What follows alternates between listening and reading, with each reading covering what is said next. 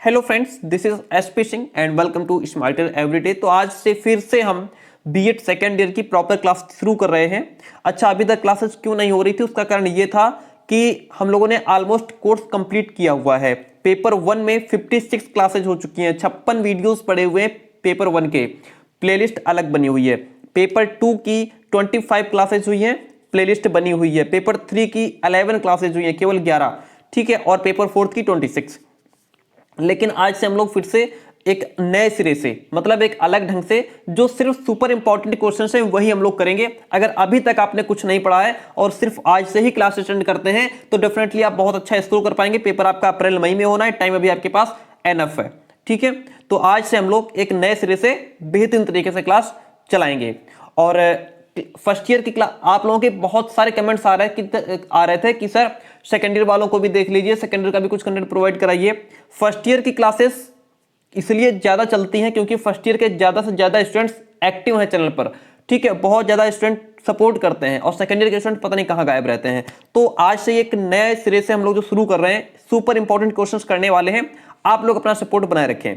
तो चलिए शुरू करते हैं बिना टाइम वेस्ट किए। तो देखिए, सबसे पहला क्वेश्चन आपके सामने है, कक्ष प्रबंधन यानी कि क्लास मैनेजमेंट का अर्थ एवं सिद्धांत की विवेचना कीजिए। हमें क्लास मैनेजमेंट क्या होता है इसका अर्थ बताना है, उसके बाद इसके सिद्धांत बताने हैं, और इस प्रकार से बेहतरीन तरीके से क्लास को आज हम लोग कंप्लीट करेंगे। जॉनसन एवं ब्रूक्स का क्या विचार है? देखिए, कक्ष प्रबंधन, क्लास मैनेजमेंट एक संगठनात्मक कार्य प्रणाली है जिसमें विविध प्रकार के यानी कि कई प्रकार के वातावरण में कार्य किए जाते हैं, जिनके परिणाम स्वरूप मन में कुछ विशेष मूल्य विकसित होते हैं, जैसे कि मनुष्यों के लिए आदर, व्यक्तिगत निष्ठा, आत्मनिर्देशन, सामूहिक संयोजन, इस प्रकार से, ठीक है। ये जॉनसन एवं ब्रूक्स का एक परिभाषा है क्लास मैनेजमेंट को लेकर के। परिभाषा तो आप हर एक टॉपिक की रटेंगे, ये मैं आपको बताता रहता हूं। इसका अवधारणात्मक अर्थ क्या है?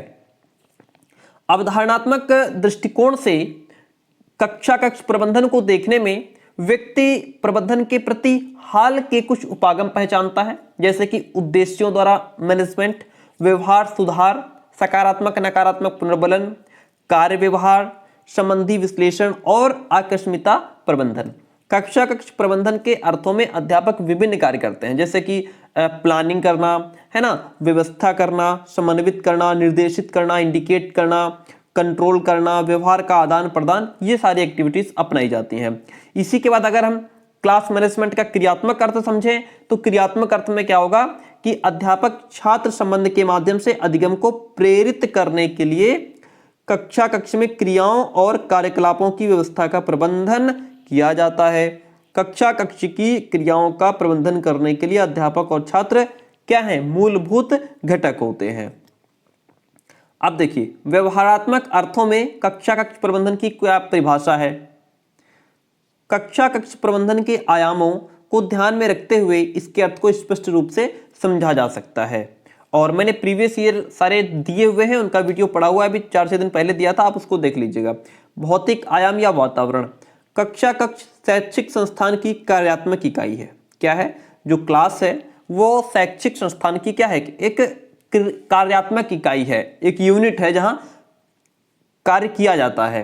संस्था का संस्थापक या जो प्रबंधक होता है वह स्थान स्थल के संबंध में निर्णय लेता है ना, और भवन, मैदान तथा कक्षों की रूपरेखा तैयार करता है।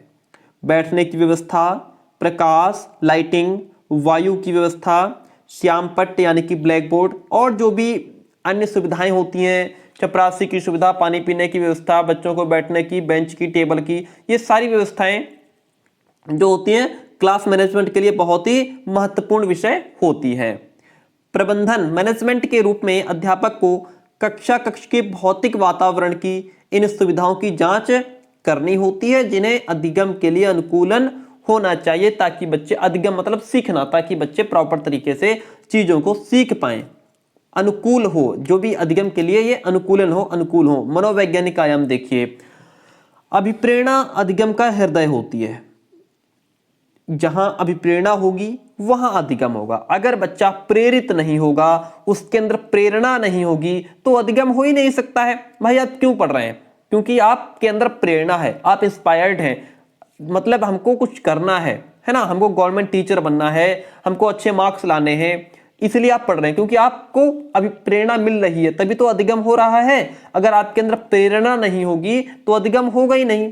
अभी प्रेरणा के अभाव में अधिगम अर्जित नहीं किया जा सकता। अगर हमको किसी काम को करने के लिए कोई एक गोल नहीं है, लक्ष्य नहीं है, हम प्रेरित नहीं है, तो फिर क्या है, अधिगम नहीं किया जा सकता।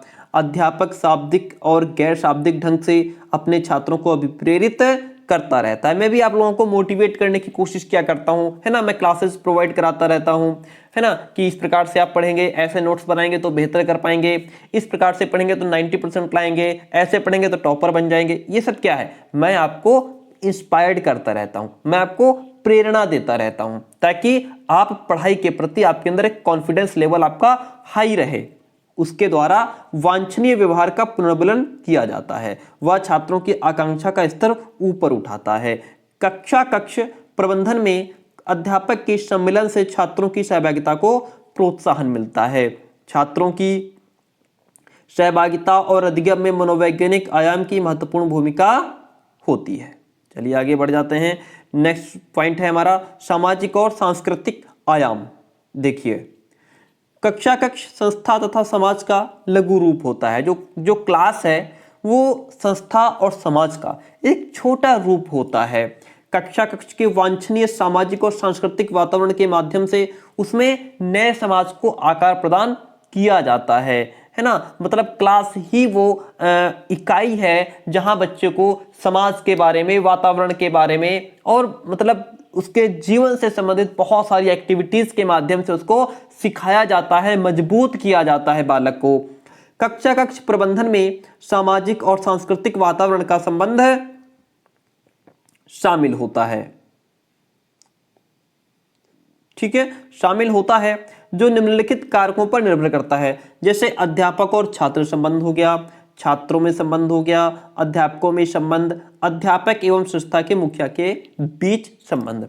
नैतिक आयाम को देखिए, क्लास मैनेजमेंट का नैतिक आयाम छात्रों की भावनाओं, अभिवृत्तियों और नैतिक पहलू से रिलेटेड है। अध्यापक कक्षा का नेता और अपने छात्रों के लिए आदर्श होता है। कौन होता है?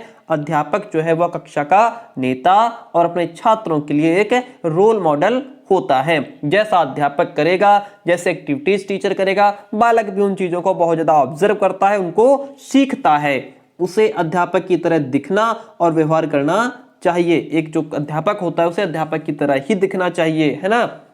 और आजकल के तो टीचर चलो अलग ही फैशन हो गया है, बढ़िया जींस टी शर्ट पहन के जाते हैं। बाकी टीचर को क्या चाहिए? फॉर्मल और अच्छे शुद्ध ड्रेस में जाए और उसका व्यवहार भी गुरु की तरह होना चाहिए। उसे कक्षा कक्ष की संहिता और आचरण का पालन करना चाहिए जो कि नैतिक हो। क्योंकि इसका फर्क इसलिए पड़ता है क्योंकि जो बच्चे होते हैं वो हम लोगों को ऑब्जर्व करते हैं, है ना, हमको अपना आदर्श मानते हैं। इसलिए जिस तरीके से हम लोग रहेंगे, जो हमारा बिहेवियर होगा, बच्चा उसको फॉलो करता है, वह भी उन्हीं चीजों को सीखेगा। कक्षा कक्ष प्रबंधन के कुछ सिद्धांत हैं, देख लीजिए, इन पर नजर डालते हैं। सिद्धांत बहुत इंपॉर्टेंट है, सिद्धांत अक्सर पूछ लेता है पेपर में। देखिए, कक्षा कक्ष प्रबंधन के सिद्धांत क्या है? नंबर 1, क्लास मैनेजमेंट के सामान्य सिद्धांत। सामान्य सिद्धांतों को योजनाबद्ध ढंग से सीखा और उनका प्रयोग किया जा सकता है। सामान्य सिद्धांतों का प्रयोग विभिन्न स्थितियों में किया जा सकता है। ये उन समस्याओं से निपटने के लिए अध्यापक को सशक्त आधार प्रदान करते हैं जिनके लिए विशेष ध्यान देने की आवश्यकता होती है। सामान्य सिद्धांत पूर्व धारणाओं के रूप में हैं, जैसे आत्मनियंत्रण। अध्यापक का लक्ष्य न केवल बाहरी नियंत्रण का प्रयोग करना होता है बल्कि आंतरिक आत्मनियंत्रण को भी विकसित करना होता है। समझ और स्वीकृति। जब छात्र कक्षा कक्ष के नियमों को समझते हैं और उन्हें स्वीकार करते हैं तो उनके द्वारा इनका पालन किए जाने की संभावना भी अधिक रहती है। भाई, जब छात्र हैं वो क्लास के नियमों को समझेंगे और उन्हें एक्सेप्ट करेंगे तो उनके द्वारा पालन किए जाने की संभावना अधिक रहती है, क्योंकि बालक ने क्या किया? नियमों को समझ लिया है, तो जाहिर सी बात है कि अब वो उनका पालन भी करेंगे। नेक्स्ट वन इज मनोवैज्ञानिक सिद्धांत, अपनी रुचियों, रुझानों और योग्यताओं के अनुसार अर्थपूर्ण कार्य में लगे हुए छात्रों की अनुशासन संबंधी समस्या कम होती है। उत्पादक कार्य, प्रबंधन द्वारा केवल नियंत्रण पर बल दिए जाने की अपेक्षा उत्पादक कार्य में व्यतीत किए गए छात्रों के समय को अधिकतम करने की ओर अपना ध्यान लगाया जाना चाहिए। ठीक है, नेक्स्ट वन इज कक्ष प्रबंधन के कुछ विशिष्ट सिद्धांत हैं, कुछ विशेष सिद्धांत हैं, इन पर भी हम नजर डालते हैं। क्लास मैनेजमेंट के कुछ विशेष सिद्धांत, नंबर 1 तो नियोजन हो गया। स्वतंत्र क्रियाओं तथा संगठित पाठों का नियोजन किया जाना चाहिए, यानी कि जो पाठ उचित हो, सही हो, सटीक हो, उनका नियोजन किया जाना चाहिए। प्रोत्साहन में प्रयास और संकेतों को प्रोत्साहित किया जाना चाहिए और उचित व्यवहार को पुनर्बलन प्रदान किया जाना चाहिए। क्लास में अगर कोई भी बच्चा अच्छा रिस्पांस दे रहा है, आपने जो भी क्वेश्चन किया, बच्चा उसका आंसर फटाक से दे देता है, तो उसको हम प्रोत्साहित करेंगे, पुनर्बलन देंगे।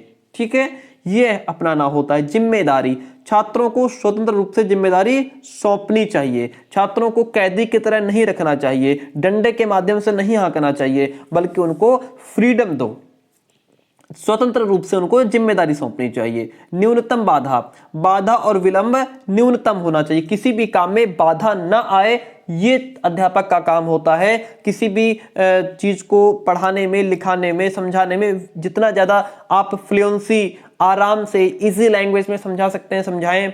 किसी भी चीज में विलंब ना करें, बाधाएं ना हो, ये ज्यादा उचित रहेगा। स्पष्ट नियम, जब आवश्यकता हो तो स्पष्ट नियम स्थापित किए जाएं। पुरस्कार, यह निश्चित करने के लिए कि छात्रों को जानकारी हो कि क्या करना है और उसे करने के लिए वे अभिप्रेरित हों। वांछनीय व्यवहार का निश्चित रूप से उल्लेख किया जाना चाहिए और ऐसे व्यवहार को पुरस्कृत किया जाना चाहिए। ठीक है, आगे बढ़ जाते हैं। नेक्स्ट वन इज अच्छा वातावरण। कक्षा में अच्छा वातावरण स्थापित किया जाना चाहिए और समय पर एवं प्रयास को अधिकतम किया जाना चाहिए। प्यारे दोस्तों, ये हमारा एक क्वेश्चन कंप्लीट हो गया, जो कि क्वेश्चन हमारा क्या था? क्वेश्चन हमारा था कि कक्ष प्रबंधन का अर्थ और सिद्धांत बताइए। हम लोगों ने पहले तो अर्थ पढ़ा, ठीक है, और उसके बाद अर्थ पढ़ने के बाद फिर क्या हुआ, हम लोगों ने कक्ष प्रबंधन के सिद्धांत पढ़े। सिद्धांत के बाद फिर हम लोगों ने विशिष्ट सिद्धांत पढ़े। इतनी बात क्लियर हुई। अब हमारे सामने एक बहुत ही सुपर इंपॉर्टेंट क्वेश्चन आता है। क्वेश्चन कहता है कि क्वेश्चन है कक्ष प्रबंधन की समस्याओं का विस्तृत वर्णन कीजिए। आप देखिए, कक्ष प्रबंधन की कुछ समस्याएं होती हैं। अब ये समस्याएं आपको जानना बहुत आवश्यक है। क्या क्या समस्याएं होती हैं? कक्ष प्रबंधन यानी कि क्लास मैनेजमेंट की क्या समस्या है? नंबर 1 तो अपर्याप्त प्रकाश एवं वायु संचार, यानी कि क्लास में उपयुक्त लाइट नहीं मिल पाती है। अच्छे कक्षीय वातावरण में प्रभावशाली कार्य हो सकता है। अगर वातावरण अच्छा है, क्लास में कोई दिक्कत नहीं है, उचित लाइट है, उचित बोर्ड है ना, तो अधिगम अच्छा हो पाएगा। इसमें प्रकाश और वायु संचार है ना, तथा फर्नीचर एवं बैठने का अच्छा प्रबंध सम्मिलित है। भाई अगर गर्मी है तो आप जो है कि बच्चों के लिए फैन वगैरह की व्यवस्था होनी चाहिए, है ना, और अगर ठंड है तो उस प्रकार से इन सब चीजों को मैनेज करना चाहिए। कक्षा में प्रकाश एवं वायु संचार की अपर्याप्त व्यवस्था विद्यार्थियों के लिए कई प्रकार की समस्याएं खड़ी कर देती है। भाई जब प्रॉपर लाइटिंग ही नहीं है ना, कमरे में अंधेरा रहता है, तो उसका भी फर्क पड़ता है, बच्चा फोकस नहीं कर पाएगा। इसके परिणाम स्वरूप वे ठीक तरह नहीं बैठ पाते हैं। प्रॉपर तरीके से आप उनको फर्नीचर नहीं दे पा रहे हो और उनके स्वास्थ्य पर बुरा प्रभाव पड़ता है। भाई कमरे में प्रॉपर लाइटिंग नहीं है तो उनकी आंखें कमजोर हो जाती हैं। बैठने की गलत मुद्रा के कारण उनके शरीर में कई विकार उत्पन्न हो सकते हैं। बैठने की शुद्ध, अगर उनको आप प्रॉपर तरीके से फर्नीचर नहीं दे पा रहे हो, उल्टा सीधा बैठते हैं, एक दूसरे से चिपक कर बैठते हैं, घुस कर बैठते हैं, तो क्या है, उनके शरीर में विकार उत्पन्न हो सकते हैं। कक्षा में प्रकाश और वायु संचार की सुव्यवस्था होनी चाहिए। कक्षाएं खुली, साफ सुथरी, हवादार, विद्यार्थियों के लिए सुविधाजनक होनी चाहिए। नेक्स्ट पॉइंट बहुत इंपॉर्टेंट, कक्षा में अत्यधिक भीड़ नहीं होनी चाहिए। अब तो ऐसा हो गया है जितने आए सबको भर लो, ऐसा नहीं होना। उससे क्या होता है कि जो टीचर है वो सामने खड़ा होकर के पढ़ा रहा है, पता ही नहीं कि पीछे वाले बच्चे क्या कर रहे हैं, पढ़ रहे हैं, मोबाइल चला रहे हैं कि टिफिन खोल के बैठे हैं, है ना। तो ये क्या होता है, ये अत्यधिक भीड़ के कारण होता है, जब टीचर सिर्फ अपनी फॉर्मेलिटी अदा करने आता है बल्कि पढ़ाने नहीं आता है। अगर लिमिटेड में बच्चे रहेंगे तो अध्यापक उनको पूरी तरीके से पढ़ा पाएगा, समझा पाएगा, हर एक बच्चे पर उसकी नजर होगी। अधिकांश स्कूलों में छात्रों की अत्यधिक भीड़ होती है, कहीं कहीं एक कक्षा में 70-80 से भी अधिक छात्र होते हैं। 70-80 छात्रों को एक टीचर कहां तक संभालेगा बताओ। विद्यार्थियों में से खचाखच भरी कक्षा में अध्यापक के लिए कुशलतापूर्वक पढ़ाना कठिन हो जाता है, यूं कहें इम्पॉसिबल हो जाता है। वह सभी विद्यार्थियों की ओर ध्यान नहीं दे पाता है। 70-80 स्टूडेंट को एक टाइम लिमिट के अंदर कहां तक ध्यान देगा भाई वो, है ना। व्यक्तिगत कार्य कठिन हो जाता है, हम पर्सनल किसी बच्चे से कुछ पूछ नहीं सकते, क्वेश्चन नहीं कर सकते, है ना। अध्यापक के लिए विद्यार्थियों को कंट्रोल में रखना कठिन हो जाता है। अतः कहां 70-80 बच्चे पीछे बैठे हैं, टीचर सामने खड़ा है, कहां तक कंट्रोल कर पाएगा। कक्षा में विद्यार्थियों की संख्या 50 से अधिक नहीं होनी चाहिए। 50 तो ठीक है, चल जाता है, लिमिटेड होता है, इतना चल जाता है। नित्यचर्या का अभाव देखिए नित्यचर्या के टूटने से कक्षा में अनुशासनहीनता उत्पन्न होती है। उपस्थिति लेने, प्रयोग करने, कक्षा में आने और जाने तथा अन्य एक्टिविटीज में नित्यचर्या का पालन करना चाहिए। अपर्याप्त उपकरण, खचाखच भरी कक्षा में सभी विद्यार्थियों के लिए उपकरणों की व्यवस्था करना अत्यंत कठिन हो जाता है। ऐसी स्थिति में विद्यार्थियों के लिए क्रियात्मक अभ्यास करना कठिन होता है। कई बार तो विद्यार्थी दूर से ही उपकरण को देख पाते हैं, पास आ ही नहीं पाते क्योंकि भीड़ इतनी होती है। अगर टीचर को कुछ चीज दिखानी भी है, समझानी भी है, तो बच्चे उसको दूर से ही झांक झांक करके देखते हैं। भाई इतने सारे बच्चे पास कैसे आ पाएंगे, उन्हें इंडिविजुअल रूप से उस उपकरण को प्रयोग करने का अवसर नहीं मिलता, व्यक्तिगत रूप से पर्सनली उनको यूज करने का मौका ही नहीं मिलता। अगर फिजिक्स की क्लास है या केमिस्ट्री की क्लास है, आपको लैब में लेकर के गए, वहां समझा रहे हैं, तो कैसे ढेर सारे बच्चे कहां समझ पाएंगे, है ना। परिणाम स्वरूप वे अच्छी प्रकार सीख नहीं पाते हैं। कई स्कूलों में शिक्षण के लिए आवश्यक उपकरणों का अभाव भी होता है और कहीं ये अपर्याप्त रूप से प्राप्त होते हैं, है ना। अपर्याप्त रूप से यानी कि है ही नहीं। कक्षाओं का एक दूसरे के निकट होना, यह भी एक बड़ी प्रॉब्लम है। अगर दो क्लासें बिल्कुल आपस में जुड़ी हुई हैं तो उधर का शोर उनको नहीं कुछ पढ़ने दे रहा है और इधर का जो नॉइस है वो उनको नहीं कुछ पढ़ने दे रहा है, तो ये एक बड़ी प्रॉब्लम है। अनुशासनहीनता की समस्याएं आती हैं। अध्यापक को कक्षा में अनुशासनहीनता की कई समस्याओं का सामना करना पड़ता है।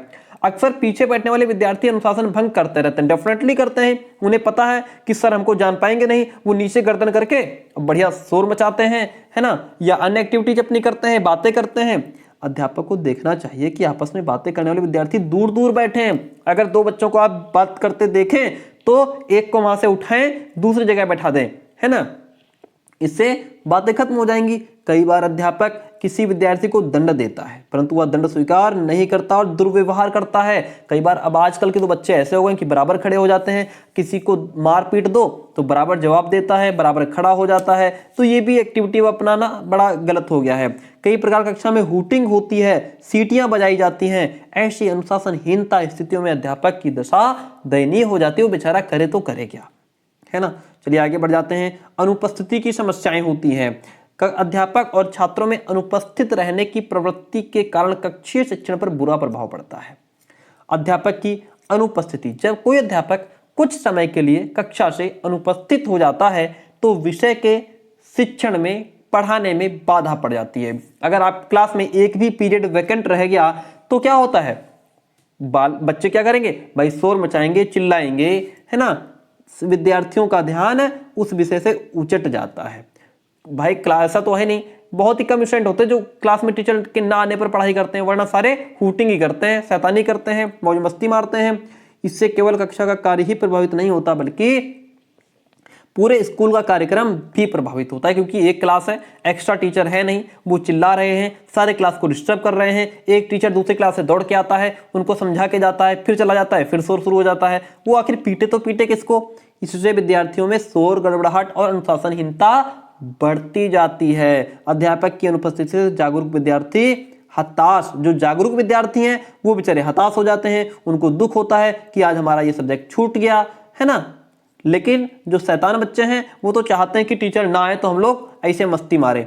स्वयं गंभीर अध्यापक भी अपनी उपस्थिति से बेचैन हो जाते हैं कि यार आज हमने जो ये पढ़ाना था वो हमारा छूट गया, आज हम अब्सेंट हो गए, बच्चों का लॉस हो गया। जो समझदार टीचर है वह अनुपस्थिति अनिवार्य होती, यद्यपि वह अनुपस्थिति अनिवार्य होती है, इससे उसकी अपनी शिक्षण योजना और कार्यक्रम में बाधा उत्पन्न होती है।